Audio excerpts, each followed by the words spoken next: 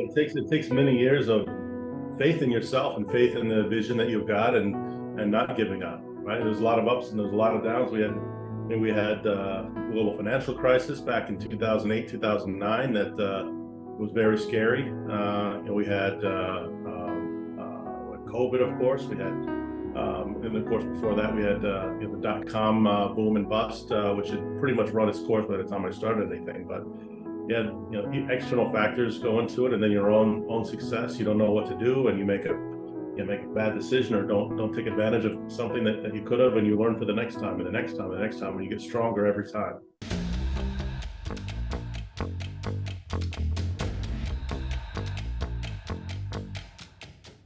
Welcome to the Break Free Podcast. I am your host, David Mancilla. As everybody knows, I have created this podcast to honor the people that are responsible for making our lives and our world a better place. Today we have with us David Fussichen. He's a great leader with a beautiful company that's been thriving for many years. David, welcome to the show. Thank you. I'm glad to be here. David, for the audience, as you know, I've been misspelling your last name a couple of times before we started this episode. So can you give me your full name, please? Where do you live and what do you do for a living? Sure. My name is David Fussichen. I'm the CEO of Analytics 8. We're Chicago-based, but we've got offices in Europe and US. We're data and analytics consulting company, focused on making the world a better place with data. With data. Okay, so I'm passionate about data. I think you probably know that since we had our screening interview. But for the audience, can you explain a little bit more what data can do for your businesses and why is it so important? Sure. I think, well, if you look back, several years ago, we used to have to really educate companies about why it was important to look at data. But now I think a lot of companies, most companies, they know you've got to look at data as an advisor, almost like you would have like a member of of your executive team, right? It's a trusted, if you're looking at data, doing analytics in the right, it's going to help inform your decisions. You're going to make better decisions about where you take your company. And big decisions, little decisions. It's not just for executives. It's for anybody that's got a job where they've got a decision to make. They need the best information they can to decide what to invest in, how to spend their time, maybe what their competitors are up to, what their customers. That's probably one of the biggest ones, is really understanding your customer. I think if you look across our clients, I think most of them are trying to understand their customers better, using their data for that to bring better experiences. The way we look at our company, our clients are businesses. So what we look at, what are their missions? What are they trying to do? How are they trying to make the world a better place? And how can we help them by helping them look at the data that's going to help them fulfill that mission that they've got. So it's really anything. It's sales, understanding marketing, understanding your workforce, understanding your customers, understanding your financials. It's kind of core to everything that anybody does. If you just go on your gut, you may make some good decisions, you may make some bad decisions, but we always like to encourage our clients, you want to make those gut decisions, but make them informed with the data that you've got in front of you. So it's like I said, it's like an advisor to anybody making decisions. You're still the decision maker. The data is not going to tell you what to do, but it's going to help you make the best decisions that you can. Sure. And a great example of the value of data too is, now that AI is so popular, right? People look at AI and they get just amazed at what it can do, but without any data, AI wouldn't exist, right? Yeah. So everyone always asking about AI, but that's the way you want to look at it. You can't do anything without the data behind it. You've got to train those models. You've got to get data you've got to organize it. You've got to make sure it's got the right data, or your AI is going to be trained and make bad decisions. So it's the AI part of it is, I don't want to say it's trivial, but it's the difficult part that we find is really getting that right data, getting it all together, making sure it's secure, making sure it's scalable, making sure it's the right data, making sure it's accessible and available to all of these tools that we have available to us. David, let's go back in time. I know your company has been running for a few years, and you are very successful. And to create a company is not easy, especially in the technology world, in the IT world. There is so much competition, especially now that everybody that has a computer can open a company anywhere in the world, right? Yes. So let's look back in time. What did you do right after high school? What did you decide to do with your life? So I went right into school. So I went into studying engineering at Ohio State, the Ohio State University. I was there I studied for 4 years, but I also got some experience working with a couple of great companies. So I worked with a great data company, LexisNexis, supplies data and information mostly to the legal profession. So I got a real view on that. And then I worked in a planning division of Merck. So launching the new drugs and helping them understand, how much capacity needed, where they were going to sell the drugs and what formulations and those sorts of things. So that's what I did in college. So those were co-op jobs then, or how you? The co-op program is so incredible. I didn't have the luxury to go through co-op when I was doing my computer science degree, but I actually had to work part-time, so actually I was working for a company already. But when I see the co-op programs, it's just incredible that you can actually start to experience what you're going to school for. When I talk to people, I think that's one of the best things that they can do is get some exposure to some of the companies that might be hiring them later. Now, if somebody's school has a co-op or an internship program, that's one of the best resources that at least in my experience, that really got me started on a good path early on. What did you do right after graduation? Well, I had a few ideas. So I thought I was going to go get a graduate degree. I thought I was going to go. My idea, I was going to do biomedical engineering. I was going to use computers and maybe prosthetics, something like that. And so I took my GRE, and I was looking to go graduate school. I took I did some interviews. I had a bit of a light load that last semester, that last quarter, and I decided to do some interviewing and meeting some companies. I met some great companies and decided that I was going to go to the job force, maybe get that graduate degree later. I don't have one. I still don't have an advanced degree, but I went right into the workforce. I went to work for a company called MicroStrategy. Still out there. It's a great data and analytics company. It's well known for a CEO who's big into Bitcoin. So that's Michael Saylor. Advocate. Yeah, super smart guy. I met him when I was there, and a great place to start my career. Really, really smart people. Really passionate. Great software, and I got to work with some really interesting companies doing interesting things with data with that MicroStrategy software. That is wonderful. How did you land that job? It was a university recruiting program, so it was right next to the co-op office. The co-op office is over here, and then they had an office where companies could come in, and if they were looking for graduates to hire, you could go interview, and I interviewed on campus, and that's how I got that job. So.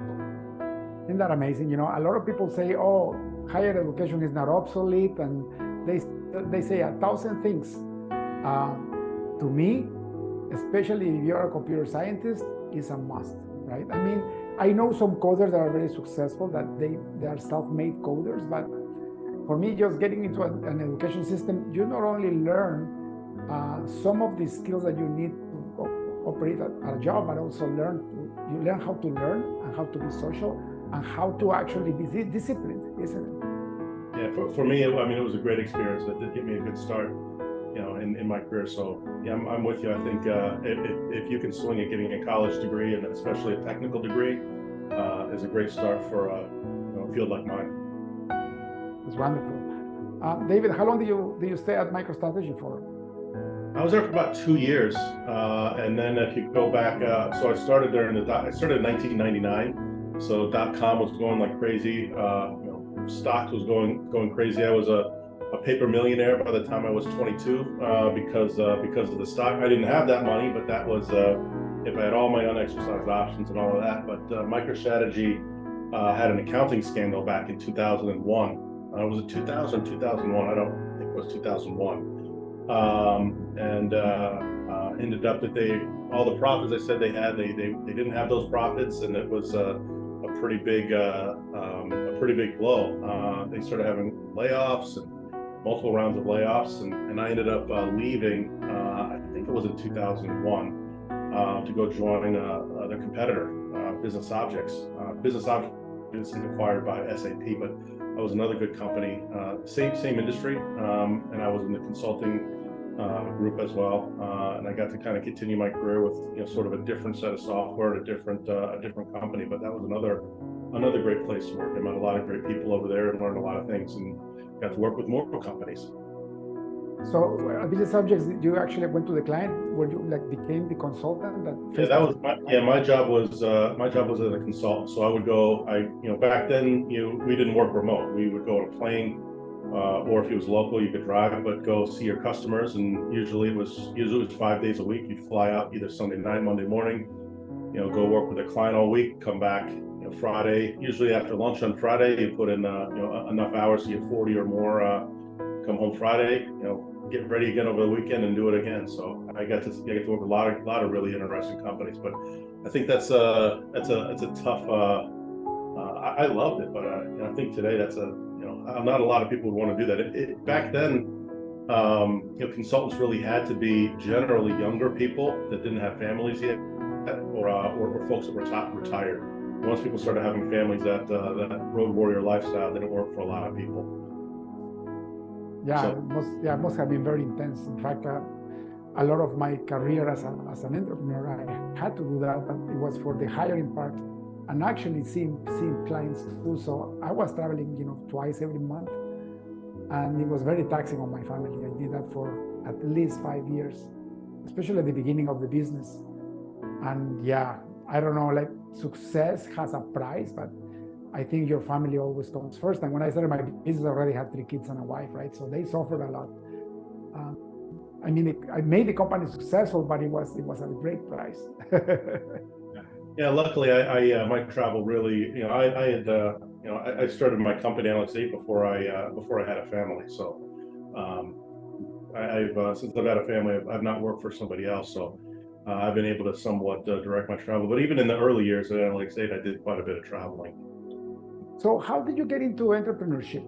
Being a consultant for Fortune 500 companies is a beautiful lifestyle, and it pays really well too. What prompted you to risk it all and go on your own? Well, I had a great, doing great things at Business Objects. Getting promoted at my job at Business Objects. My last job was they called a practice manager. So I had a team of consultants, and I had a territory, and I had a quota.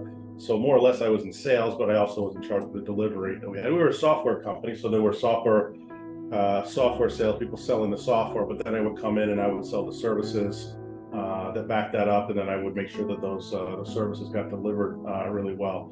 And I didn't have any intentions to leave. I liked the company. I liked what I was doing, but I think it's a common phrase. They say you join a company, but you leave a boss. I had an amazing team. I love working with my team, but they did a little restructure, and they redid the regions. So I used to, at the time when things were going great over at Business Objects, I reported to the east. Then they made a central region, and I had a different boss. Really didn't get along with him very well. I joke when I tell a story about this time, because I say, back then I was young and arrogant, thought I could get any job I wanted. And now I say I'm just old and arrogant, but I didn't enjoy it. I didn't like the people that I was working with, and I figured I could leave and I could go find another job, very easily. So I quit, and I started interviewing for some other jobs. There were jobs that I thought I would really like, and I got interviews, and it didn't end up getting hired for a couple of jobs I really thought would be great jobs for me. And I wasn't too worried, and I started getting a little bit worried, and I thought, I need to make some money while I'm still kind of looking for that next job. So I had connections, and I had, customers that I had before were calling me up, and I was always referring them back to my old company. And then I had, one customer said, no, we want to work with you. I said, okay, I guess I can do that. I didn't have a prohibition against doing that. And, so I did, and I started just charging for my own, services. basically being an independent contractor. That grew a little bit into, there was more work. I was starting to reach out to companies, and I was through my network was hearing about opportunities, and I started placing some other contractors on projects and taking a little margin on it. And then I got involved with a couple of other small, I wasn't even a company, a couple of small companies, and I was helping them sell, getting commission on that. And so I was sort of doing, I had learned at Business Option and MicroStrategy a lot of the basics about, I knew how to do this, I knew how to do the work. I knew a little bit about how to sell. I was starting, I learned a little bit about how contracts work, and maybe a little bit about marketing, a little about leading a team. And I was, it caught me at the right time of my life, when I was just barely capable enough to do it, but also naive enough to believe that I could do it. That's a big thing, eh? You have to be crazy enough to know that it's going to work. At some point, it wasn't very long, I just decided, I'm just going to do this, and I'm making pretty good money doing this. But at one point, I got kind of sad. I thought, is this it? I can only work so many hours in the day, right? That's it. This is my sphere of influence cannot be larger than how many hours I can work. Even though I was doing a little bit of sales for some other companies, and I had a couple of contractors that were helping me out on a project or two, it wasn't very big, and I can't do more unless I build a company. Right. So at that point, I put a business plan together. I just went online. How do you make a business plan? I built a business plan. And that was, I believe, in 2003. It was probably, actually, I went out on my own in 2003, but it was 2005 actually that I decided I was gonna build a company and not just me work on my own. So I put this business plan together, and I've lost it over the years. I really want to find it again. If I ever find it in my papers or something, it's going to be great, because I know nothing in that plan happened, nothing at all. I thought I was going to have these customers. I thought I was going to focus on this technology. I thought, nothing happened like that. But I was on that path just for a couple of months, and I got a call from a friend of mine that I had worked with before. I'd worked for him in the United States, but he had moved to Australia, and he had joined a company called Analytics 8 in Australia. They had just started. Maybe they started just a couple of years before. So I think they had maybe 10 or 15 people, and really bootstrapped that company in Australia. And he wanted to know if I wanted to come, work in Australia. He said, hey, become one of the owners. We'll figure out how to get you in, and you'd be great to join the team. And I said, no, I'm not interested. I've got my thing in the United States. I had a serious girlfriend at the time who now I'm married to, and I wanted to stay here. Mm-hmm. And I said, well, and I just incorporated this company, so that's what I'm going to focus on. And then his name's Alex Brown, one of the smartest people I've ever known. One of my former partners at Analytics 8, and he said, well, since you built your company, could I buy it? And I said, well, why should I buy my company? I just started. I have maybe like a couple customers, maybe. But I don't have a website. I don't have any employees. I got a contractor or two. Why would you want to buy my company? He said, well, how much would you sell it for? And I said, oh, well, I'll sell it to you for $1 million. And to this day, his answer to that question was a very smart answer, and helped set me on the path that I'm on. He said, well, I don't know about $1 million, but how about I'll buy you a plane ticket. You come talk to me and my partners in Australia, and we'll decide, if we want to do anything together. If not, we'll hang out and have a good time, and that's it. So got my business plan together, got on a plane, went to Australia, met him, and I met the other two guys that had started Analytics 8, and we really liked each other. And we had we spent a few days in the pubs in Sydney, and talked about what we wanted to do, and they were very much in line with what I wanted to do. So we made a deal, and the deal was that I would turn my company in the United States into Analytics 8, Analytics 8 US. They would get some ownership in the US company. I would get some ownership in the Australian company, and we would kind of combine forces, and I would start in the United States. So we did that. I used to be embarrassed to say, but startup capital was $100,000. That's it, right? In some sense, a lot at the time seemed like a lot of money. That had to pay my salary, I had to pay for everything. There was no other money, from there I was able to talk to new customers and say, hey, we've done this, we've done that. I had success stories because I could say, hey, we did this as Analytics 8. That was in 2005. Later 2005, hired my first employee. His name is Steve, great guy, Steve Giza. He was only with us for a few years, but still a good friend of mine. By the next year, I hired a total of 5 and a few customers, and then we just grew and grew and grew from there. How big are you guys now? How big are we now? We're about 200 people now. That's beautiful. And you still have the partnership in Australia? No. So that ended in 2019. So we sold our Australian division to Accenture in 2019.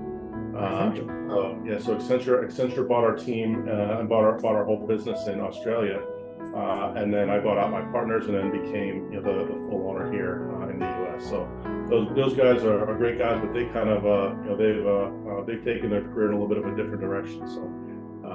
But I'm the one that's still here running Analytics 8, and we ran the U.S. And Australia as separate companies, separate. Everything was separate. We would talk together, we'd help each other out, but we were separate entities from the beginning. I wonder what would have happened if they would have given you the $1 million back then. You wouldn't be as successful as you are now. Yeah, they gave me 10%. They gave me $100,000 to help me get started, but it was a partnership. Yeah, I don't know. A lot of things could have happened differently, but I think smart people. I think people that have they want to do important things. They'll figure out a way.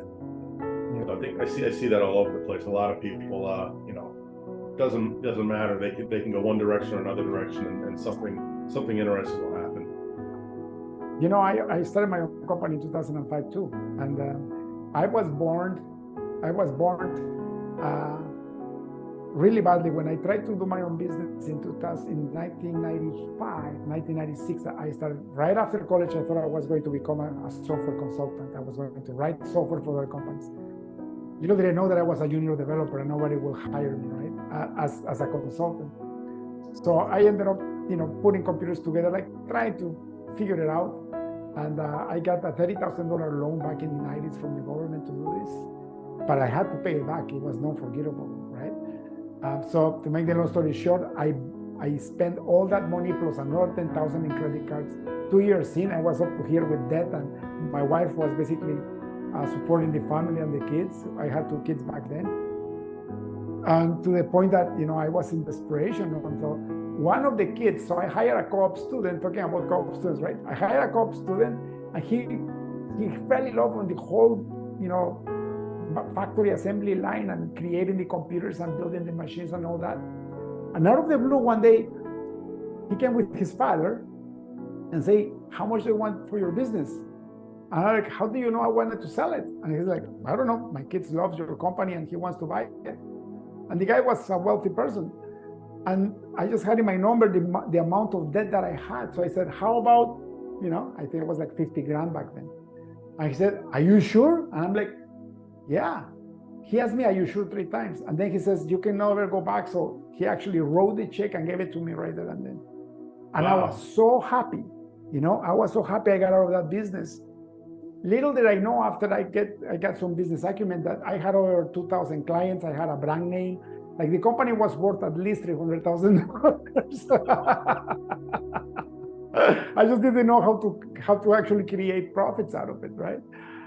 But I tell you all this because in 2005, when I started to open my business again, and now I had, went to the corporate world, and I did what you did, right? You got all your experience in the corporate world. And so I stayed in the corporate world until 2005, 10 years after that. And now I said, I'm going to bootstrap this thing. So I did my first gig. They gave me a check big enough to go to the municipality and register my business. That's how it started. I mean, we have had investments since then, but it's a beautiful way to start, right? You don't. I didn't have any idea how much it would cost, what it would take. And I talk to people now, and they want to start a business, and they think they need $1 million. You can start for much less than that, right? You can start with nothing. Just figure out what you're going to sell and who's going to be interested in it, and if you can live. And in those early years, I didn't make very much money. For many years, I didn't make very much money. It's a long time process. I could have made a lot more money working for somebody else for many years. I think I'm very happy I did what I did. I'm more successful than I would have been working for somebody else, but it took many years. Yeah. And that's another point, David, that people need to know. And that's why I have this podcast, because people that are listening to this are probably people that want to be in business, or they're already in business and they're about to give up, or they just don't know how to break through, right? And what you just said is completely right. Like, it took me many years for me to come up with the salary that I was making when I was a full-time employee. Many years, at least 5-6 years. Yeah, but sure. I kept going, pushing through, and now, That's it. now I'm free. It takes many years of faith in yourself and faith in the vision that you've got, and not giving up. Right? There's a lot of ups and there's a lot of downs. We had a global financial crisis back in 2008, 2009 that was very scary. We had COVID, of course. We had, and of course before that we had the dot-com boom and bust, which had pretty much run its course by the time I started anything. But external factors go into it, and then your own success. You don't know what to do, and you make a bad decision, or don't take advantage of something that you could have, and you learn for the next time and the next time and the next time, and you get stronger every time. What has been the hardest situation in your business, and how do you get out of it? The hardest situation. There's been a lot. I think I'm almost used to it. I would say the global financial crisis was one where I almost gave up. Like I said, back in 2008, 2009, we had more than half of our team over working at a big company, working at MasterCard. Great company, and we were doing great work for them. But from where Lehman Brothers failed, and everybody was freaking out, and it was terrible. And we had contract to continue work for them for many months. So we thought we were set for a while. But then they said, no, we're you got another week, wrap up, and then we're gonna take this whole team internally.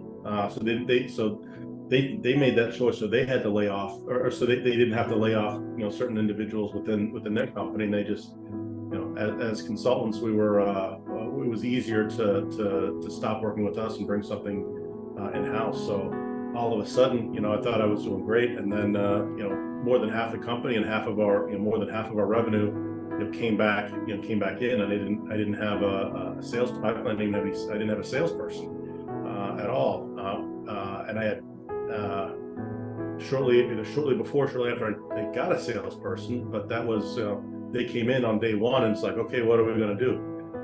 So we ended up getting through it, and cut my salary severely. We ended up cutting it. We didn't do layoffs. We kept the team, because if we would have cut the team, we would have had nothing left. Yeah. So everyone stuck with me through that difficult time. We cut some salaries. We put a plan in place to get them back in place, and within 6 or 9 months we were sort of back on track. But that was probably the biggest danger the company was ever in, and I was afraid I was just not going to have money to pay anybody, but we got through.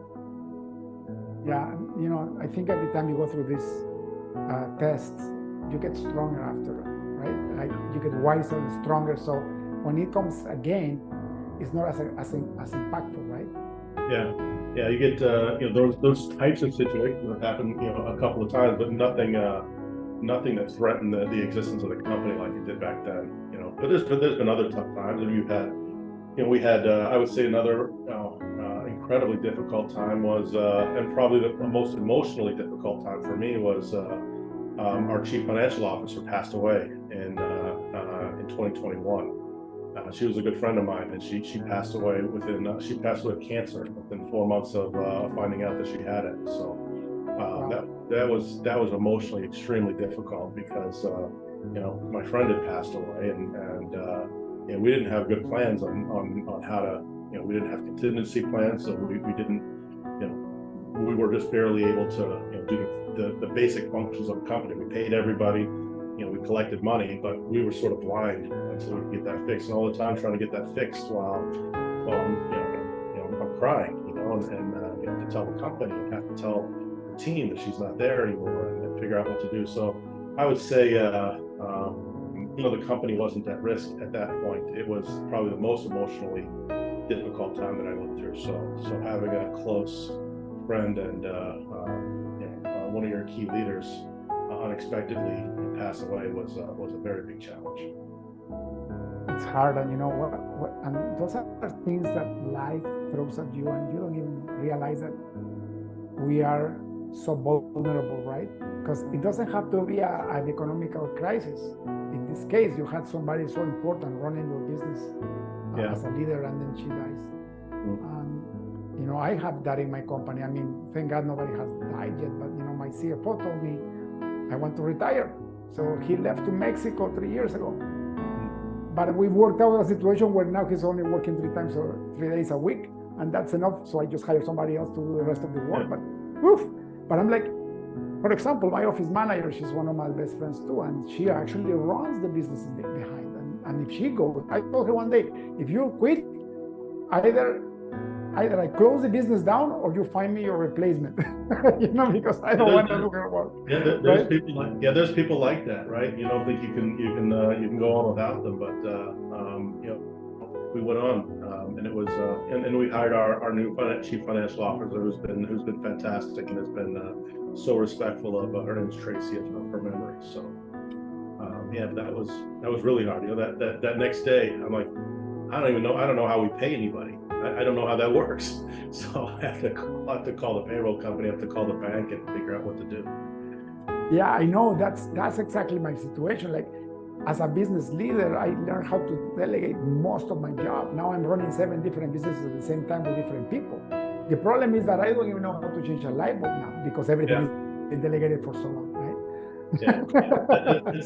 I love to see that. I love to see that other people take care of whole parts of the business that I don't do it anymore. I don't know. I have to ask somebody how this works because they take care of it, and I love it. I love seeing the development of leaders, within the company that just take care of significant parts. Head of sales, head of marketing, whole consulting team, our HR, our people office, our technology and strategy leaders, and I don't do any of it. It's sometimes like, what do I do? I know I do a lot. I kind of coordinate everything and help everyone get their job done and make sure we're all moving in the same direction. But from a day-to-day perspective, it's my team getting everything done.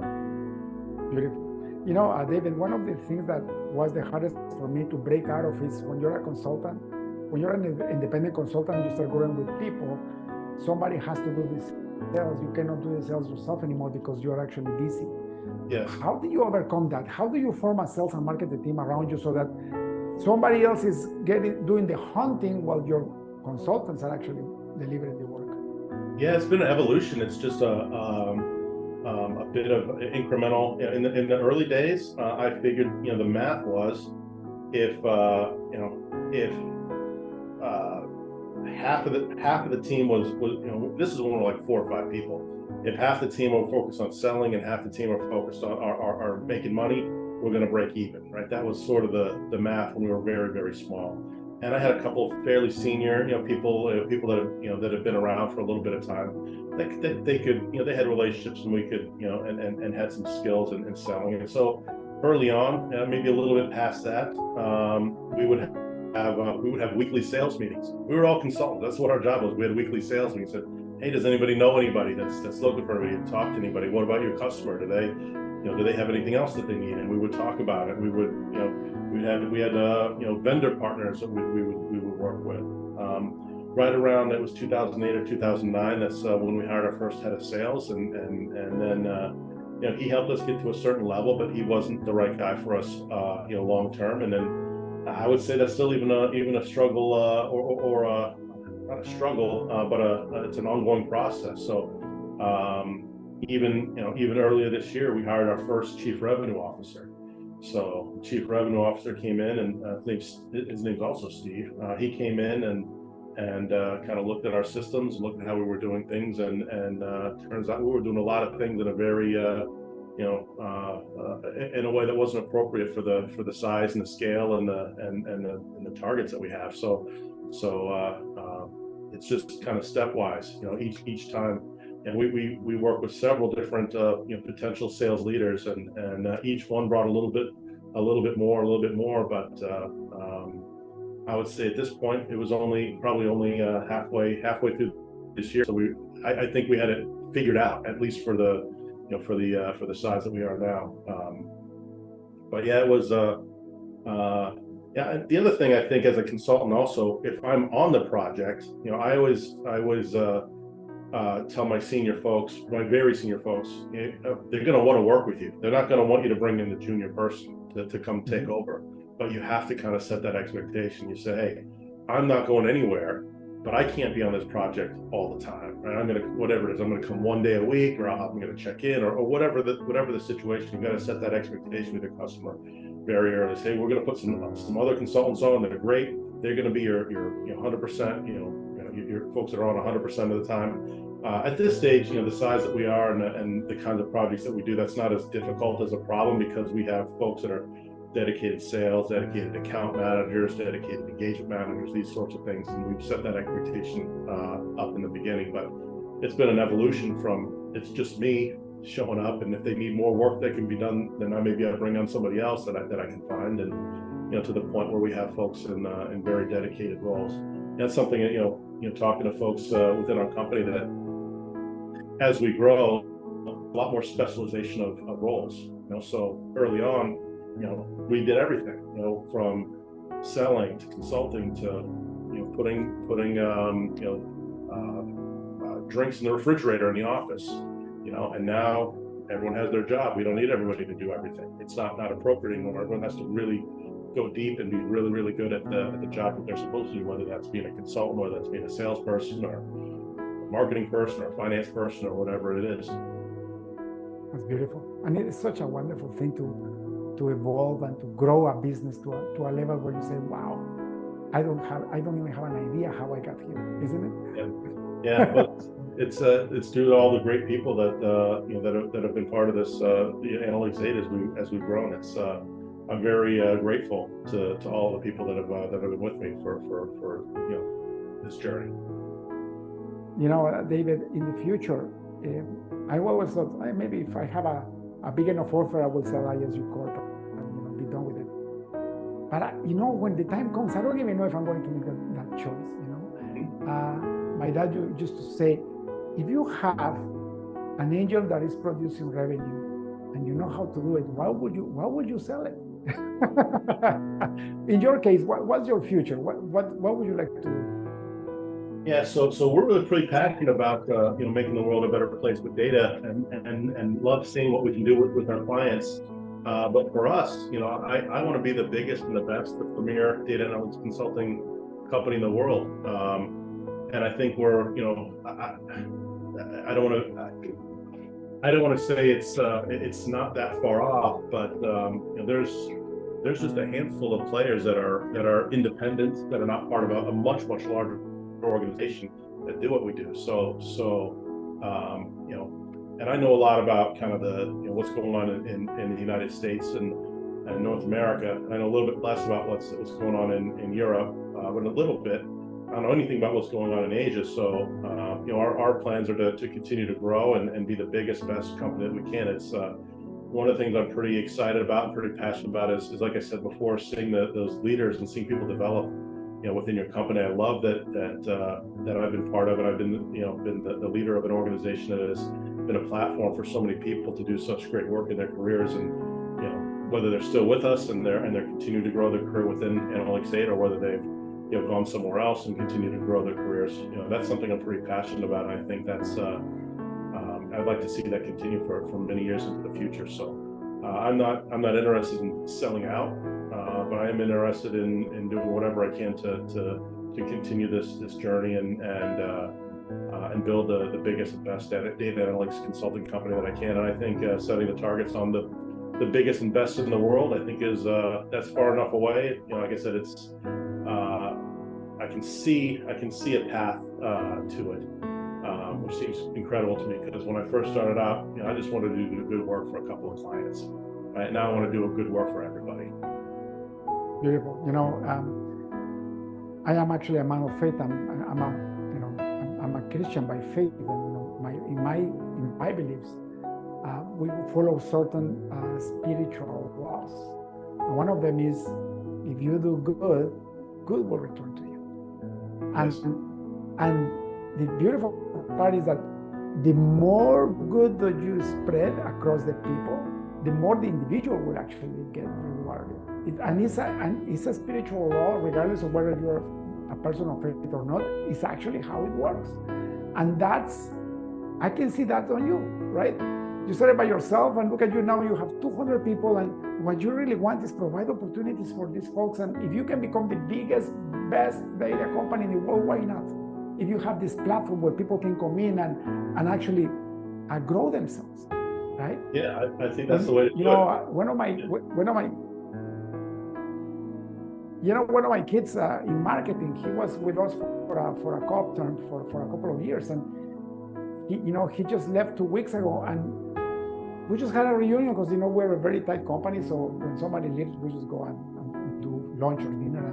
And he said, "You guys have no idea how much ISU Corp changed my life." He said, "I didn't know that I like writing, and I learned how to write blogs with you guys, and now I'm publishing my first book, and now I'm getting he's going to a major organization as an analyst, as a blog analyst, and like his life changed because he had experience to work with us."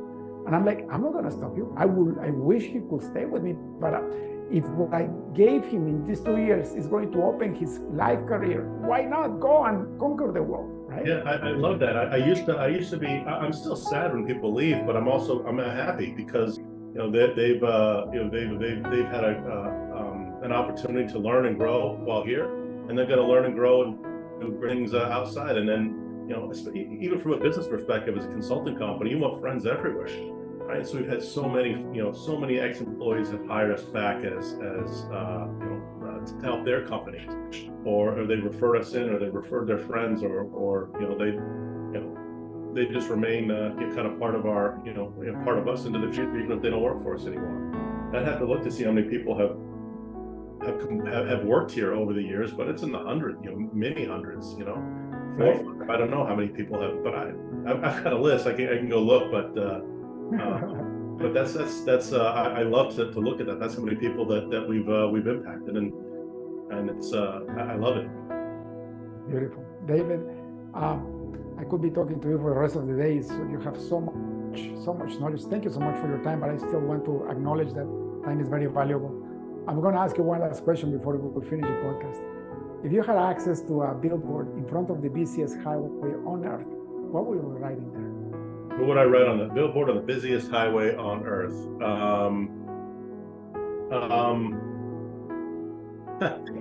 You could have asked me ahead of time so I could prepare, but you probably want to know just what's right off the top of my head.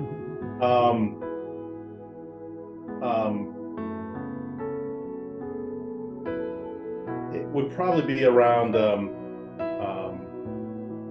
having faith in yourself and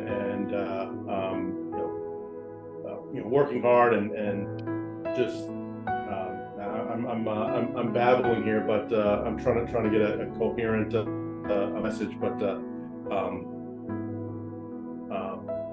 keep at it, and good things will happen. Keep working. Keep doing the good thing. Keep making good decisions. Keep helping people. Keep working with everybody around you, and good things will happen to you. Keep at it, and good things will happen. And that's for sure. That persistency, that work ethic, is always being rewarded. Yeah. Sometimes we get desperate because we don't see the results, but if we stay persistent, the results will eventually show up. I think that long-term view, right? You're going to have ups and downs, but keep that long-term view. in business and personal, and I think that's something will carry a lot of people through good times and bad. Beautiful. David, thank you so much for your time. People would like to become your clients or your employees. Where can they find you? I would say go to our website, analytics8.com.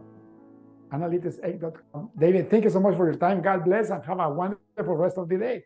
Thank you. I appreciate it. Bye-bye. That's all for today's episode of the Break Free Podcast. Head on over to iTunes and subscribe to the show. Starting your own business can be tough, but it doesn't have to be. Visit davidmansilla.com to pick up a copy of the #1 international best-selling book, Breaking Out of Corporate Jail. Expand what you consider to be possible and reach your full potential. And join us on the next episode.